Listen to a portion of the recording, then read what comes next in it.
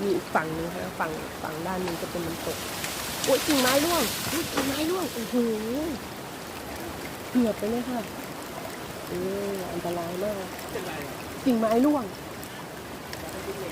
อันนั้นมันกิ่งผุเกือบถูกหัวค่ะว่าโอ้อันนี้ต้องระวังเป็นพิเศษนะคะไปอยู่ใกล้กิ่งไม้ที่มันผุนะคะมันจะร่วงลงมาได้น่ากลัวมาก